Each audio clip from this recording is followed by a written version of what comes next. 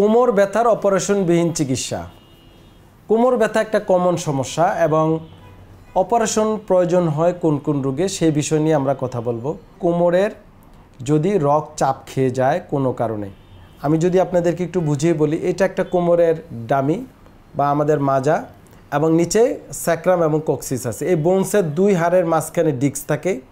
এই ডিস্কগুলা বিভিন্ন কারণে ইনজুরি, পড়ে যাওয়া, আঘাত পেয়ে বা হাড় ক্ষয়ের কারণে হোক, অনেক সময় এইভাবে ফেটে বের হয়ে আসতে পারে।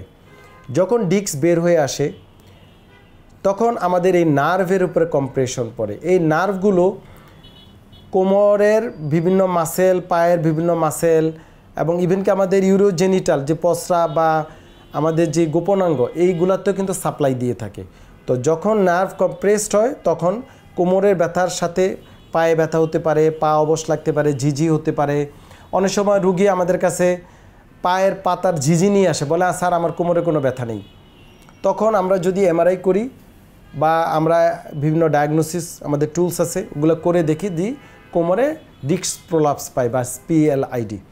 অনেক সময় এই ডিস্ক প্রোলাপস আরও আরেকটা সমস্যা হতে পারে, সেটা হচ্ছে হাড় সরে যেতে পারে।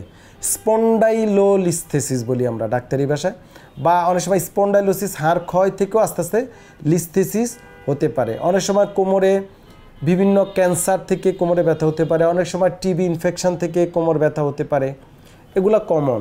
পিএলআইডি বা যেটা আমরা শুরুতেই বলছিলাম আমি, যে ডিস্ক প্রোলাপস, এই রোগটা হচ্ছে কোমর ব্যথার অন্যতম কারণ এবং কিছু কিছু রুগীর ক্ষেত্রে ধরেন 5% রুগীর ক্ষেত্রে যদি পায়ের পাতা ফুট ড্রপ হয়ে যায়, শক্তি কমে যায় বা শুকিয়ে যায়, সেটা রুগীর এইজ, পেশা, বয়স, ওজন, উচ্চতা পরিপার্শ্বিক হিসাব করে আমরা অনেক সময় সার্জারি করতে বলি।